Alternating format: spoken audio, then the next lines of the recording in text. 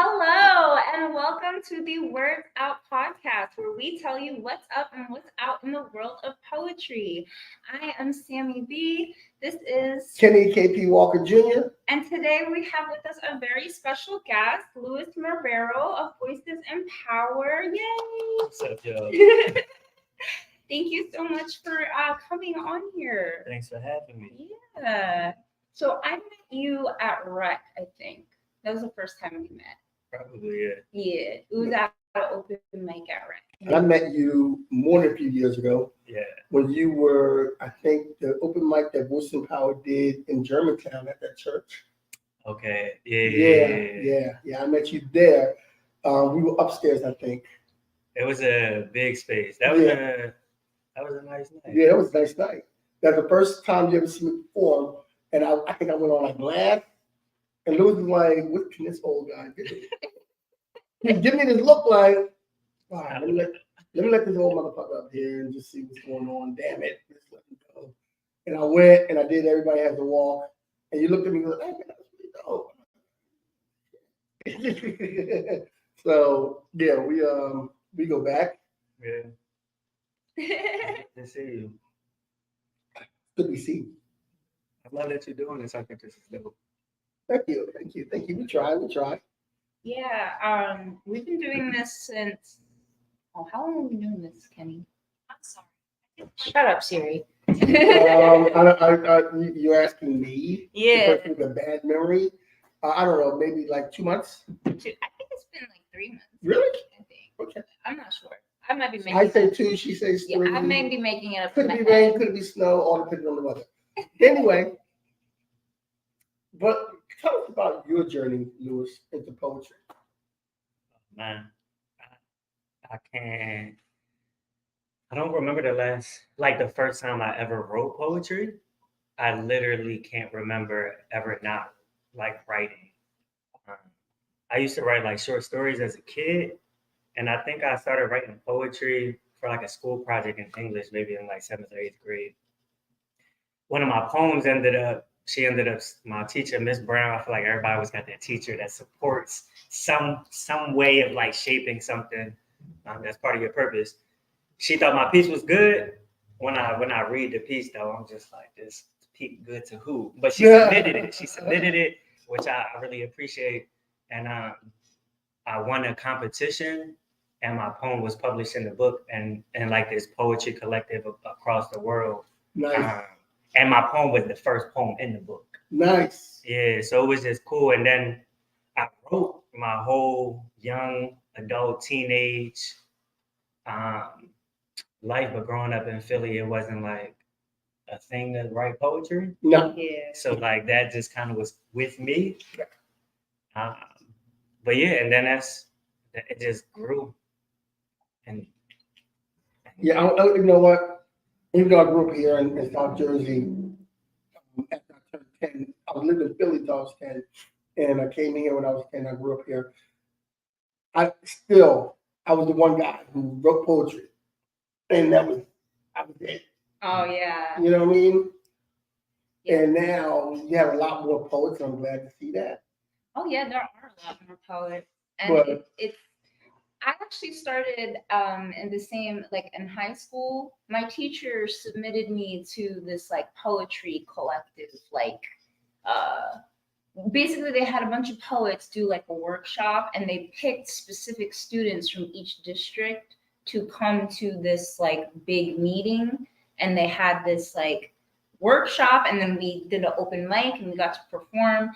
And that was like my first entry into like that there was a world of poetry, that there were people writing poetry and doing it as like their job, like doing it. You got introduced to it early. Yeah, I was introduced to it really early. Yeah. Yeah, I didn't experience that. When I first like actually stepped on like the open mic scene, all I seen were people like Kenny. Yeah. Right? And I was, like from the host to the people in the audience, they were just much older than me. I was fresh out of high school, so I was still 17, 18. And I just was like, all right. And I mean, I stepped into poetry, stepped into performing. But now I think what was playing a role is because of the way that poetry is getting amplified, like on social media, with the internet age. I think it's allowed for like poets to kind of like, oh, I'm a poet, I've been doing this, and or because it's growing, anytime you introduce something to someone, there's some people that are gonna fall in love with it and pull it to them. Yeah. So that's why like every open mic probably bursts another poet. I think now it's kind of turned the other way because a lot of times when I go places, I'm the oldest guy in the room. Mm. I'm the oldest one in the room, and I get called like OG. Well, I mean, that's just because you've been in the game for a long time. You Well, are I'm gonna make OG. them up with that. I call all the older people. I'm like, "What's up?" OG?" And I don't say it as an old, as like you old. I say it like, because again, like growing up in Philly, just like that's the being, thing, OG. yeah, it's just But, like it's a sign of respect. Like, Yeah, like you're an old gangster, man. I get much respect, but it is what it is. I don't mind being old. I grow old, graceful. poets won't poet. So you go to your open mic, you see everybody's a little older than you, fresh out of high school. I need to know, how did that get from there to Voices in Power? Yeah, we gotta go a little bit before that part. The first time I ever performed was at the Art Institute when it used to be in Center City. Okay. And they were doing this open mic, and my friend was a part of it, and she was like, "Hey, they're doing an open mic." She knew I wrote poetry. This is actually when I met Janice, who's now the event coordinator for Voices in Power. Okay. So, like I met her like then, Mm-hmm. and never knew like we full circle back to this moment. But so I did it, and like every poem or person entered, like they feed a certain amount of people who are struggling, like in Philly. So I was like, all right, cool. So literally on the Paco from Lindenwald, because I was living in Jersey, caught the train and I wrote a poem, typical like starter poet piece about love, and it was called Love. Oh. And the video's on YouTube because like when you watch it, it like blows my mind. The crowd went crazy. And then in the video, I'm like shaking, holding this paper because I'm so nervous about being in front of all these people. So I'm like, cool, I'm on fire. I'm like, I'm hitting every open mic now. Like I'm just alive. And I pulled up to open mics with people that were from a different generation than I was. And I didn't get the type of welcoming that I was hoping for. Right. And then I stopped doing poetry for a couple of years. Wow. And then I ended up getting in some trouble with the law for whatever reason, ran away to Vegas. And I got into the open mic scene there. Randomly, like a shorty stopped me in the mall, was like, hey, there's an open mic tonight. Didn't know nothing about like who I like, me being a poet. So I went, performed. It was great. I did it out there. When I came back, that's when I started Voices in Power.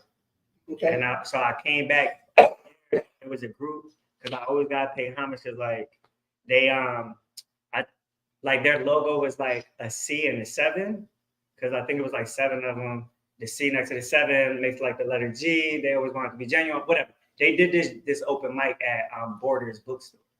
Okay. So when I came back to back to the East Coast, there was the Barnes and Noble in Deptford, New Jersey. Yeah. So and then I was like, all right, well, I don't know where Borders is. This is only 10 minutes from my house. So I literally took the bus to the jump because I don't know how old I was at the time. Anyway, took the bus to the thing, pull up. The event curator was like, yeah, you could do an open mic. Like, just let me know. So literally I landed from Vegas in March of 2011. No, the end of February. April 3rd was our first VIP. Nice. Yeah. Nice. And it was crazy. It was like 100 and something people there. Oh, wow. Yeah, like I used to do like parties and I was always kind of like popular like in certain spaces. Yeah. So like, and then like this is like the first only event like my family ever showed up for. Like literally my grandma there, my parents there. And so like it's a party. It's like half the people I know. Yeah. Right. I'm like, dang. But I catch a flat on the way to the event. I'm outside the joint, and I'm fly, probably a super oversized tee during that time, right? Like 2011. I changed my tire. I still keep coming down, the expressway. I call my dad. He's like, yeah, man, like you don't even got to rush.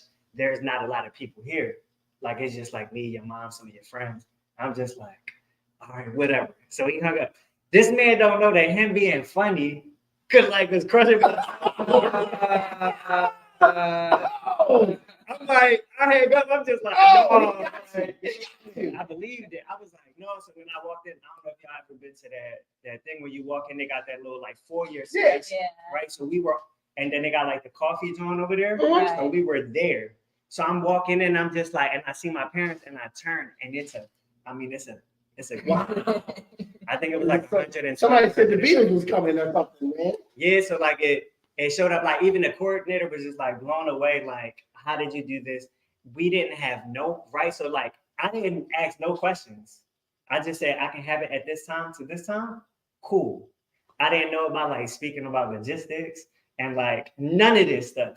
So I pull up, I'm like, how do people sign up? Like, Right. they're like running around trying to like, right? And like they come and bring me pieces of paper, not thinking now that I'm thinking about it right now. I'm in a bookstore. I could have bought a book, but I think it's like loose leaf pieces of paper. And I'm like, what about the microphone? And she was like, well, you can't be amplified because it's the bookstore. Yeah. And I was just like, okay, well, can we have something? She brings me this little thing, this little mic that you hook up. And that was our microphone. And the speaker was probably like this big. And it sat on a stool right there. And that's how blender going off at the coffee shop. Just like, but it set me on fire. And then I was just like, I knew that like, I didn't know what it was going to be, but I knew that this is where I needed to be. Right. And I ain't never stopped pushing since. I think Mike Hoff did reading at a border in Pennsylvania, and they made him in the back near the kids section, away from. Wait for the. I guess they probably learned the lesson. Yeah. There's something in Jersey, and they work out too well with it. Actually, they do it near the coffee shop. They do. And Mike's. Yeah. They weren't. I was there a couple months ago. Really? My pride at home, they was like, y'all can't be in the kids section talking about stuff like that. That's what I'm saying. Like, I don't know. I'm not sure. I don't know when you went. So yeah, it was last year. Sometime. So that's what that was your first VIP, Voice and Power. Because now Voice and Power I haven't been in so long because it's always crowded. It's always packed. I don't know if my ass is going to get to read or not. I don't know. I don't understand. And and I've been busy anyway. Yeah. But sometimes I have it on nights that I'm hosting somewhere. Yeah. Or I'm coming down from hosting somewhere because I need my days too. Yeah. Matter of fact, Nicholas, messaged me this week and asked me if I was coming tomorrow night. Okay. Pull up. Huh? Pull up. Maybe. I got to stay with this young lady I know. Okay. Well, you better buy tickets soon if it's not already sold out. Yeah, it might be sold out. I don't know. We'll see. Maybe I'll come through tomorrow. I got you. Just let me know. Okay. Cool. Okay. And so one of the things because Kenny, you said I don't even know if I'm gonna get to perform. So like that is something that I want to talk about is how like you used to do Voices in Power where it was first come first serve, but like you have to change that. Yeah. What they say, like growing pains? Word. It's definitely one of those things. It's not something that we wanted to shift and change, but we grew to the point, and it's a beautiful thing, right? We grew to the point where our doors were opening at 6 p.m. We were inside of the gallery, the fashion district. So the mall opens at 10 a.m. Yeah. And it got to a point where people were camping outside of the mall before the mall opened to wait in line so that they can make the list for Voices of Power. I remember there was one day I went to Voices of Power. I was like, I gotta get there early because I just knew everybody would. And I got there at like 11 o'clock in the morning, and there was already like 10 people there. Yeah, for a 20 slot open mic list. Yeah. So like, it just got hard because people like it seems like it's the fairest way, but it nothing is the fairest way. No, right? Like, because something that's fair here is unfair somewhere else. Right. So although it might seem like, well, if you get here first, then like, but not everyone can sit outside for 10 hours. No. Someone got jobs, like, right? Got jobs and kids and shit. Because then I was like, well, I wouldn't do that. Like, I wouldn't do that. So, and then that's when I was like, I literally had to start hiring people to be there to manage the line. And I'm like, all right, well, because I'm like, we gotta take some snacks, we gotta get some water, like we gotta just make it a thing. And then it like started to become, whatever it was, and they was doing ciphers, and it was cool, but I kept feeling really bad that like I'm pulling up at 4:30 for an event that starts at 6, like just lollygagging myself like into the event space, and y'all been here for 6 hours. Like we've been bonding, we've been sharing poetry. So I was like, okay, well, something has to happen. Like, because and then we were getting complaints from the other side. Like people was like, yo, I pulled up from New York. I thought 2 p.m. was early. And it was like, oh no, it's been 20 people. Now we mess with Voices of Power. Yeah. I remember when it wasn't that crowded, when I used to go, and then people waiting at 6 o'clock, and you had to get there at 6, because then once we opened up the list at 6:30, everybody's like in line, making good. Back then, I think you had 25 people. Yeah. And then everybody's making sure they're in line up and everything. And I see the appeal, because Voice and Power right now is nationwide, almost worldwide, international. What you were saying earlier, but so what are the states? I mean, currently we're in Philly twice a month, we're in New York, and we're in London. We've had Houston and Austin. We've been in Miami. We've done South Jersey, North Jersey. And then we're about to launch monthly in Miami. We're about to go to LA, Atlanta, Chicago, like some of the biggest cities. Like, and a lot of the Voice and Power. Oh, we just did Vegas. Yeah, and a lot of Voice and Power snippets go online. Yeah. And people see, and it's great exposure. So everybody's trying to get online. I get it. And get in the line to get there in time, because they want that. Everybody wants that exposure. Yeah, I mean, the exposure has changed some people's lives drastically. Yeah, like it has literally catapulted people into being a full-time poet. Right. So we love that, but so I mean, it's hard to kind of like figure out the best way for the listen to get everyone on, but part of that growth thing that allows us to be like, all right, well, what are other ways that we can start amplifying voices that might not necessarily be on the stage on a mic? So we'll start doing interviews and blog stuff and like more newsletters, and it just like highlighting poets that don't have the chance or that aren't local to one of our cities, just so that we can continue to like, again, like elevate poetry voices all over. Because I guess, especially since the pandemic, the internet has helped it a lot. Oh, absolutely. And there's a lot in getting people out there and getting people exposed, because you, excuse me, you do have people who can't travel. Yeah.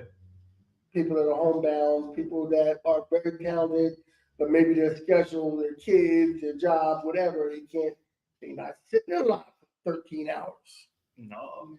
Damn that. I ain't got time for that. Yeah. So, but it's a great thing, though. It's a great outlet. I'm glad to see that it's going so far to so many different places.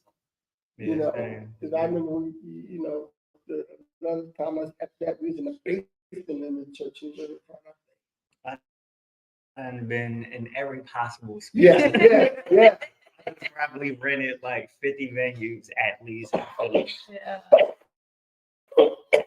And so, like, I wanted to talk about that because, like, obviously you're growing, and like people will see you're growing, and they'll see all the successes and all the good things that come with it. They don't see any of like they don't see the hard stuff. You know what I mean? Behind the scenes, like some of the deals that go on between, like, you know, the venues and the deals that go on, you know, between you and the poets or whatever. Like, you don't really know what's going on. So, like, I know for me, when I do poetry and paintings, it's an investment for me. And I often need like grants and things to fund it, or sponsors or something. And you have done it so far without really using any sponsors.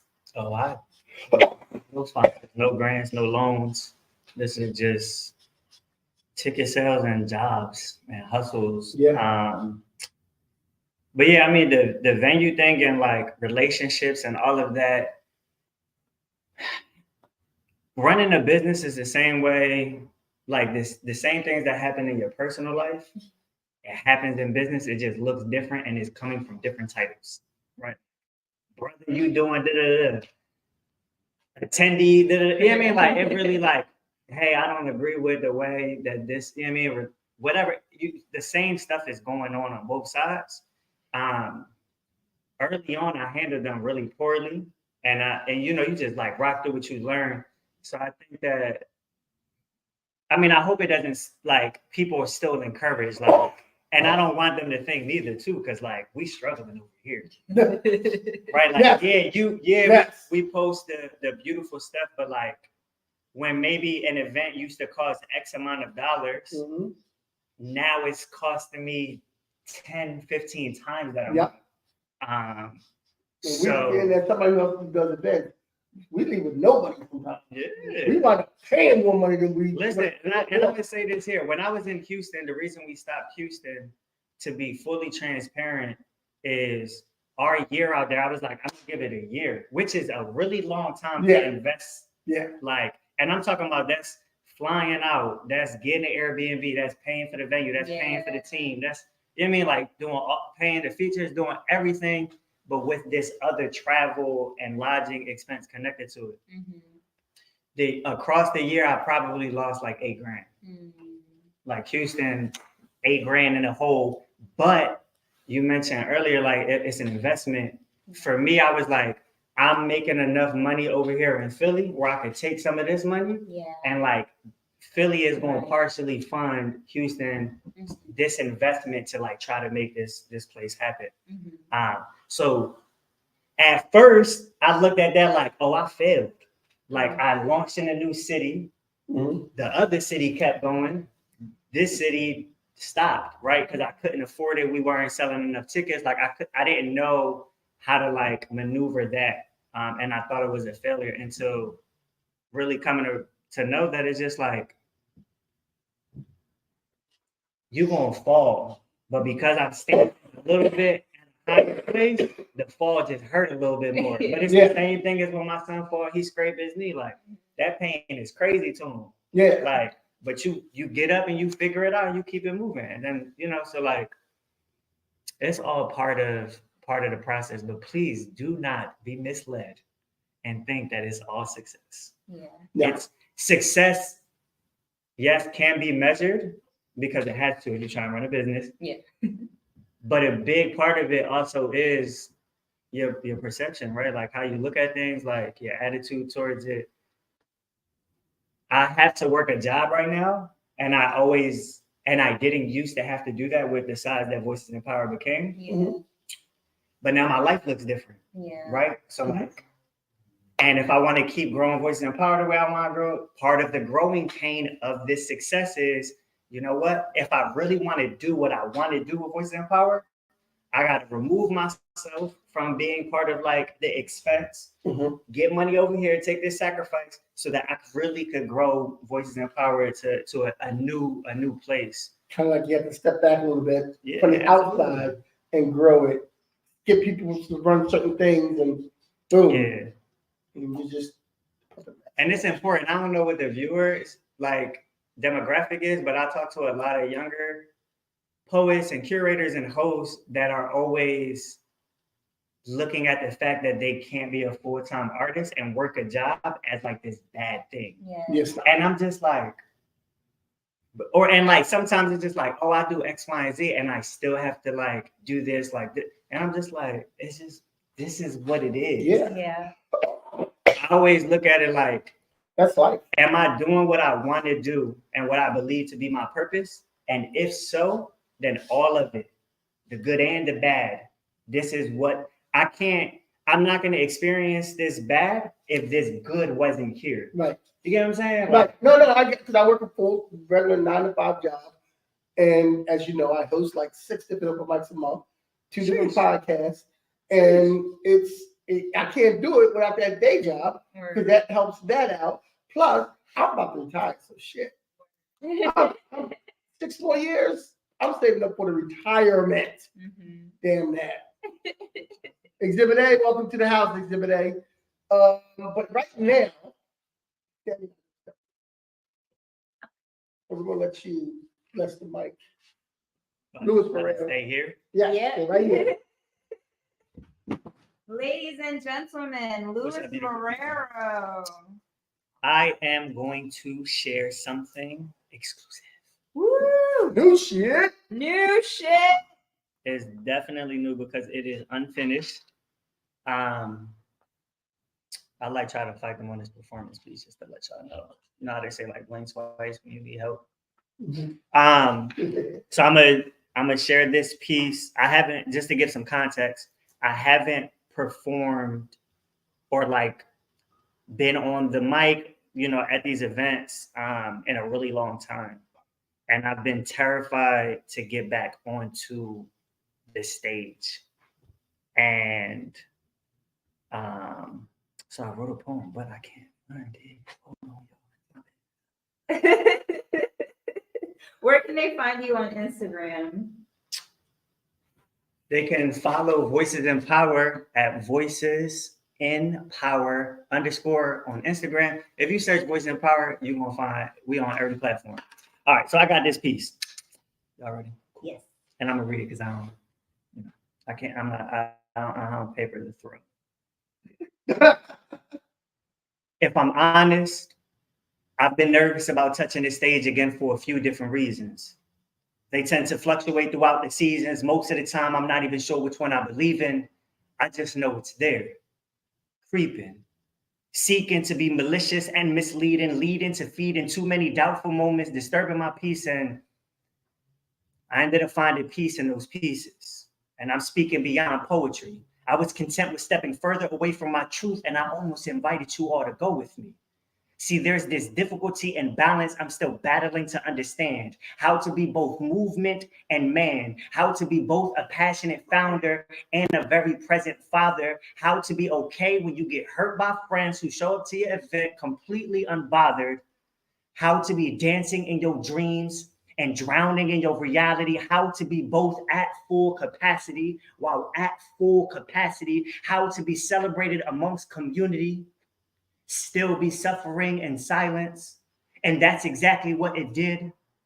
It silenced me, but only on the surface, because underneath it was creating a violent me, not violently. It was just igniting an aggression in my vibrancy, which reminded me of what it's like to be human again, to be whole, to be broken, to be with peace, to be dirt, to be gold, to be continued, to be mosaic, to be once lost, to be known now. And how could I allow myself to neglect processing my trauma while encouraging others to share theirs? Hiding my dirty laundry, the irony, and celebrating the ones that wear theirs. And that's all I have. All right. Woo! Y'all just got something that nobody has. That's nice. That's the That's exclusive. Exclusive. New shit. All y'all. You know what piece I like you do? Yeah, I've heard you do it a couple times. The one you do, I don't know what the title of it is, but it's the one where you tell the girl that you're not a good man. You know what that one is? You know that one? Yeah. Nah. That poem. Wait, you said what? You just like it? Yeah, I like that. Okay. Yeah. That poem needs to get retired. Yeah. That poem, you about to get something exclusive again right here. But it doesn't go beyond this. I don't know how many people watch this. But yeah, like that poem is getting retired. I think I'm gonna feature in January at Voices in Power. Mhm. And like I was talking to somebody and it was like, you gotta do da-da-da. And I said, that poem is never getting done. I'm writing all new pieces for this show. Just Nice. January, Voice of Power, all new pieces. Come represent. Now I have a question for you. I usually like to ask people like weird, off the wall questions. Okay. So you're on a bench. Okay. And okay, you're on a bench, Mm-hmm. and 3 poets Okay. come up to this bench, and only 3. Okay. Who are they? Who are the 3 poets you would like to sit down and have a conversation with? Just like I mean, so Yeah. we in a park, right? Yep. This bench is in a park. Yep. So that means I'm Dead or chilling. alive? Dead or alive. Yeah. Okay. Okay. Y'all put me on the spot, but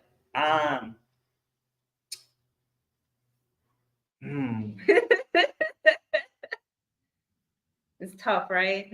I usually ask this. So dead or alive also means someone who's not born yet. Oh.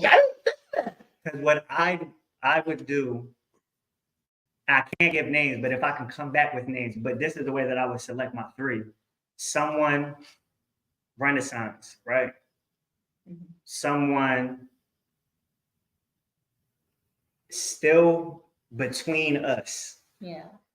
and then someone who's not here yet. A poet who hasn't, like, is not alive yet, but is destined to be a poet. Because I think about, I don't know why I still have my eyes closed. You're imagining. I know, I'm like, is he thinking about it? I mean, I don't know why I would still, but that's the way I would go. Being a father, legacy, and like generational, just passing is something that's become like a top priority for me. So I would like to have conversations with poets across generations before me, believing that I have some type of knowledge in my generation and like with some of the heavy hitters, whatever that means, and then like being able to share all of this information with the poet so that they can just, be a monster. That's a deep answer. Now, let us know what you got coming up and where you're going to be. Too much coming up, so you can find it, whatever it is, whenever it is, at voicesinpower.com. But we're in Philly, we're in New York, we're in London currently with more coming. Hope to check us out. Check y'all out. Word. Now, we have a couple of people have commented. I want this yeah, that one. Cool. This one. This right here? This one, Okay. yes. Who's that? That is. He asked, I literally just spoke about that on a podcast this week. How do we all keep up with the bills with the gigs? So this was back to the. And that is Exhibit A, who is a very talented artist. We're filming this from the Lair Gallery in Oakland, New Jersey, 916 Williams Pike, with some fascinating art around us. And Exhibit A was at one point featured here in the Lair Gallery for a minute. And she has great work. So. Yeah, but she wants to know, how do we keep up with the bills with the gigs? I guess you answered this already. Yeah, I mean, it's just hard work. Yeah. I think that one of the things that I learned early on was, and it's something that I still do currently, I buy too much. Like more than I can chew. I'm always like, this is so much. It's like, because bro, you're doing too much. Yeah. Right? Like, and because for me personally and my personal journey, I'm like, we're growing. This is happening. Okay, well, I have to do more, right? Like I have to keep climbing.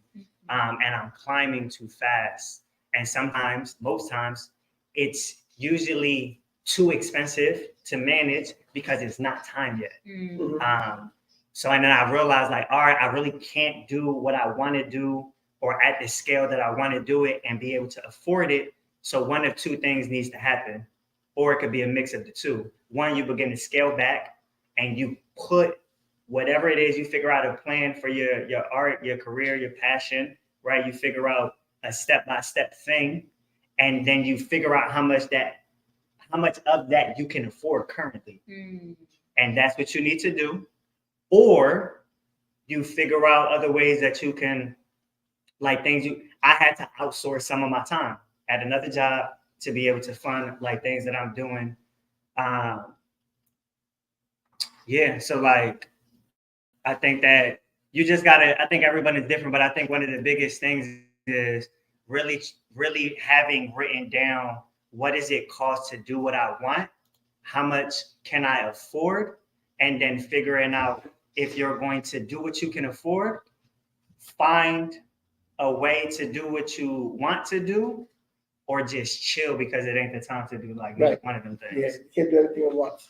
No man is an island. The same thing. I when I do certain events, there's certain things I can do and I can't do. And there's certain days because of that, because I work so much and do so many open mics, there's certain days that are my chill days. Don't bother me on Sunday morning. I'm sleeping in. Well, can I add one more thing? Uh-huh. And it might feel, I don't know what the word is, right, poet. But one of the things that like I remember one of my friends saying like, Lewis, and this could feel super like surfacey, but just follow me for a second. Somebody was like, Lewis, like you used to be super fly all the time. Like you ain't fly like you used to be, right? Like I got sweatpants on. I don't know if y'all see.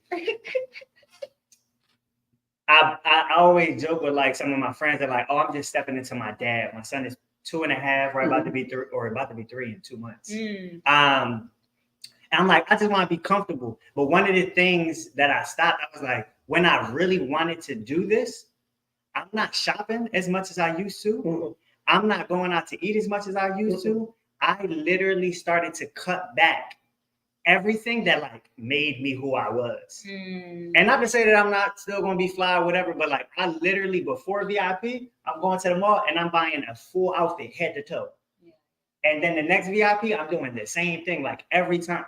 It's just like but like Starbucks, whatever your thing is, whatever that is, if you really want it, because this how I look at it, like, and I like tell my family, like as I'm like leading these conversations, we can grind crazy for the next 2 years to change the rest of our life. But a lot of people don't want to do that.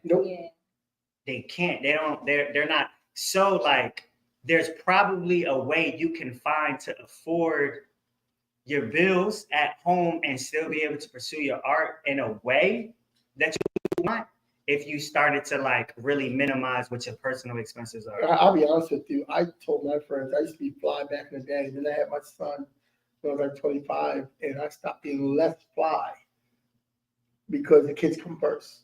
My kids can walk around in the best clothes, and I'm looking like a bum. And then I had my girls, and I married and had my girls. It's the same thing. And now I do, even now today, I still do stuff. Like I'm so used to, because no shade in my game, I will thrift shop in a minute. I will thrift shop in a minute. And this shit will come off real fly. And, oh, where'd you get that from? You guys are still fly. Like, listen, you got your purple necklace matching, your Wordsout production shirt. You got your hat matching your watch. Like, you're still fly. Yeah, I'm intentional. Yeah. With the way I look and not spending what I used to be there. Kenny, your family wants to see you looking fly too. Alicia, don't put me out there like that. If you ask my kids, I'm corny. It's gonna be like that, bro. Yeah, it's gonna be like that. Yes, our kids in 20. She asked earlier, are we doing the most to overcompensate or striving to reach the goal without resources? Yeah, Yeah, I think so too. Wait. What was the question? we're doing the most to overcompensate. As creatives, like when you feel like you have to do more, are we doing the most to overcompensate or over striving to reach the goal without resources? I think it's more about the art and the fact that you love the art. And once you get into the art, you want to do more, and you want to create more, and you want to express more, and you want to bring other people with you more, and you want to just surround yourself with that more. That's why you do the most. I think. It depends. It depends on, because there's certain times where like I can do it, and like even though like I'm not exactly sure how I can afford it, I'm gonna find a way. And there's other times I'm just like, no, I definitely can't do this. I gotta cancel. I don't know. That's just me though. Yeah, I think that question is too broad. I think it really is dependent on everything that makes that situation unique. Because absolutely you can overcompensate trying to chase like the next thing. But you also, like me, I always tell people like, I don't know how we got here, like Voices in Power, you know what I mean? Like got here. All I could tell people for me personally was I just knew that I wasn't doing something else. There was no option. I'm doing this regardless of what my life is. Yeah. When I had my son, I spoke to his mom, hey, I'm gonna make sure we good.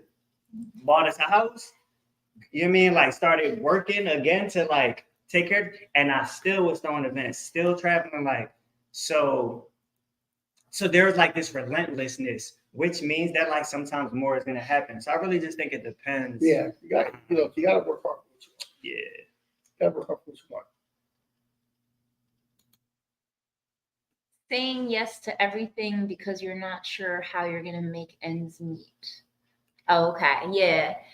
No, I understand that. Like if you are in a place where you don't know how to make ends meet, you have to start saying no, unfortunately. And that's just the reality of it.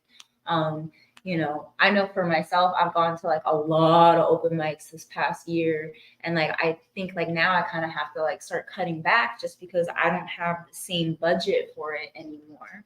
So, you know, it's like, all right, that's why I'm gonna, you know, start doing the podcast with Kenny. I'm gonna, you know, do things that maybe don't cost me as much money, but I can still do it here. You know what I'm saying? Well, it's saying it from the perspective of like to make ends meet, right? So like saying yes to like getting a job just because you need that income. Yeah. I think that I understand the side of like, oh, I need something, right? Yeah. So like I get that.